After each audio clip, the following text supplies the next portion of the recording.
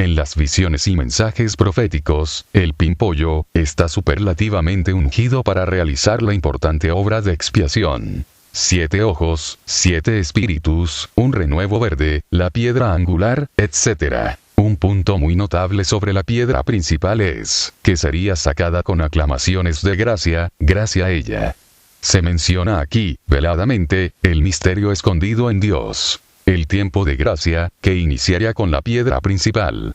Jesucristo es la principal piedra del ángulo, y el tiempo de gracia fue revelado en él. Zacarías 4, 7, 9, 10, 3, 4, Primera de Pedro 2, 6, 7, Mateo 21, 42, Efesios 2, 20. Subtítulo: La batalla de los seres angelicales. Sabemos por las Escrituras, que antes de que una nación caiga vencida ante otra, primero han caído las influencias espirituales que están sobre ella. Deuteronomio 32, 29, 31, Salmo 81, 13, 16. Dios influye en las decisiones de los reyes, para bien o para mal, Primera de Reyes 22, 19, 22. Es importante notar que los reyes de Persia, por influencia divina, fueron inclinados hacia el pueblo santo y su causa, en medio de gran oposición. Ciro es despertado por Dios e inicia el movimiento profético, y el pueblo vuelve a Jerusalén e inicia los trabajos del templo. Después, Darío y Artajerjes se apoyan en el decreto de Ciro, siervo de Dios.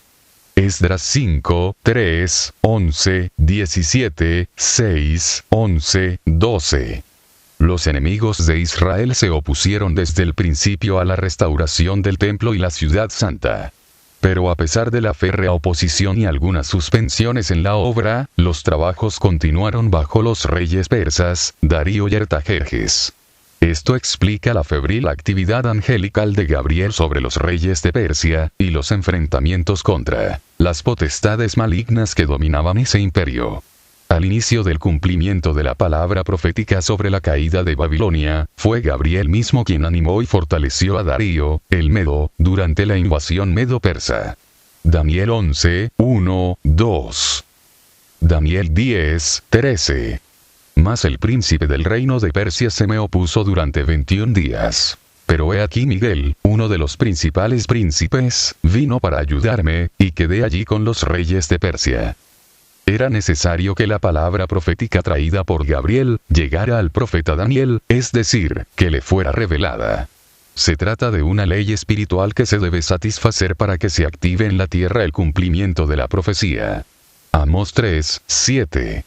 De allí la gran oposición en las regiones celestes al ministerio profético de Daniel. Dice Gabriel: y yo quedé allí, con los reyes de Persia.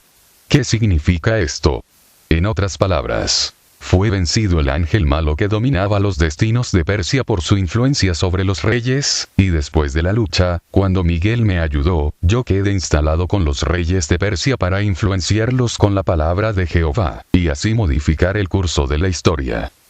Esto es algo importante, porque la Escritura nos dice que en el tiempo del fin, Miguel se levantará a derrotar al dragón y a sus ángeles. Satán y sus ángeles serán derribados y consignados a la tierra. Entonces comenzará la angustia insólita, cual nunca fue, ni será. Subtítulo: Jerusalén es la referencia profética. Debemos puntualizar que en la profecía bíblica, y por ende, en las 70 semanas, la referencia explícita a la reconstrucción no está dirigida al templo de Salomón, sino a la ciudad y el muro. Daniel 9, 24, 25. Es Jerusalén, y no el templo, la clara referencia de la palabra profética. También es así en el Nuevo Testamento. El pueblo santo no habita en el templo, sino en Jerusalén.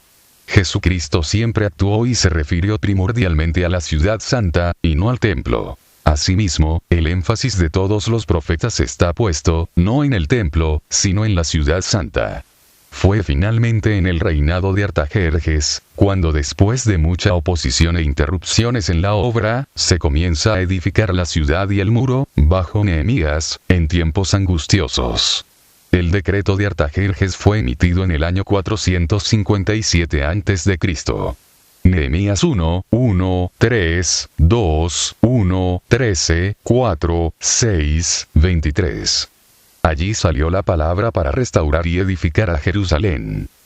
Subtítulo: El enfoque correcto. El Mesías y su obra. Recordemos el esquema de trabajo de los antiguos profetas. Primero el propósito de Dios, y al final, los tiempos.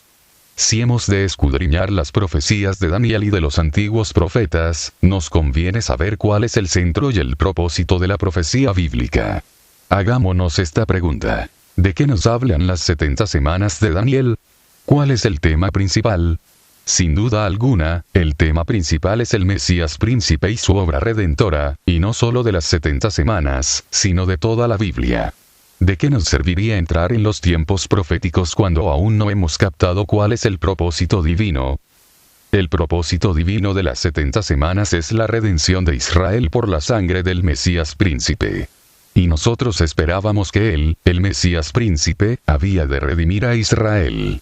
Lucas 24, 2.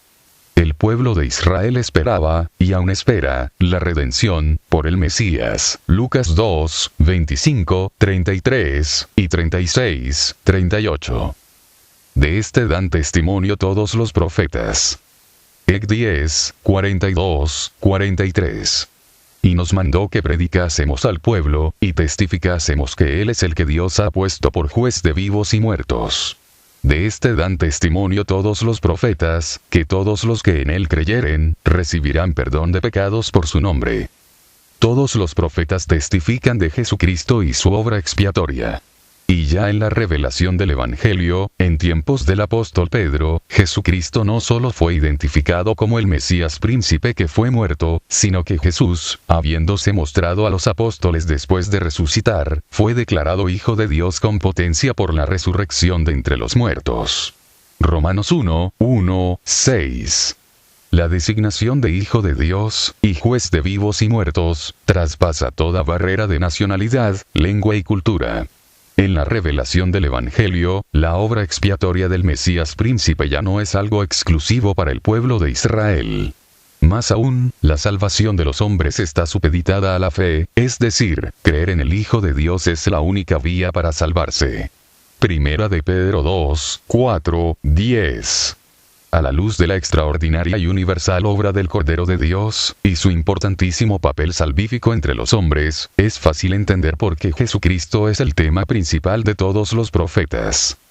Jesucristo es la piedra principal de todo el edificio de Dios. Él es la piedra escogida, preciosa.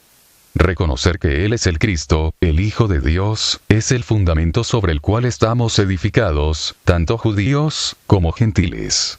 Mateo 16, 15, 18, Primera de Pedro 2, 6, 10, Efesios 2, 20. Subtítulo: La sangre del Mesías permea los escritos de los profetas. Si las 70 semanas de Daniel han sido llamadas por los eruditos como la espina dorsal de la profecía bíblica, entonces la muerte del Mesías constituye el corazón mismo. Es necesario que captemos cuál es el espíritu de la profecía, de lo contrario no entenderemos su mensaje. El libro de Daniel está escrito bajo la perspectiva de la sangre redentora del Mesías. Yo afirmo, con toda seguridad, que cualquier otro enfoque del libro de Daniel, o del Apocalipsis, que no sea la redención de los hombres por la sangre de Jesús, está rotundamente equivocado. Primera de Corintios 1, 22, 24. Si no comprendemos que el mensaje central de la profecía bíblica es el Cristo y su obra redentora para los hombres, entonces todavía no hemos entendido el mensaje de los profetas. El Apocalipsis, por ejemplo, no nos trae el mensaje de la bestia, la plaga de langostas o el tema del anticristo. Todos estos son personajes secundarios. El Apocalipsis es la revelación de Jesucristo, y comienza con esta dedicación: al que nos amó, y nos lavó de nuestros pecados con su sangre. Apocalipsis 1, 5. Quien estudie detenidamente a los profetas, y especialmente el libro de Apocalipsis, se encontrará una y otra vez, con el mensaje de la redención de los hombres por la sangre del Cordero. El principal protagonista del Apocalipsis, es el Cordero de Dios. La sangre del Cordero permea los escritos de los profetas. Apocalipsis 1, 5, 7, 5, 1, 14, 7, 14, 12, 11, 13, 8, 14, 4, 17, 14, 19. 9, 16, 21, 27, 22, 3, 13, 17. Amados hermanos, el propósito divino, el tema central de todos los profetas, es la redención de los hombres. Las 70 semanas están enfocadas en el Mesías príncipe, su muerte y su obra expiatoria.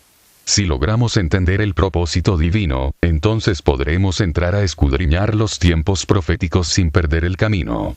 En el siguiente capítulo, examinaremos con cuidado las 70 semanas, y cómo concluye el magnífico plan de redención para los hombres.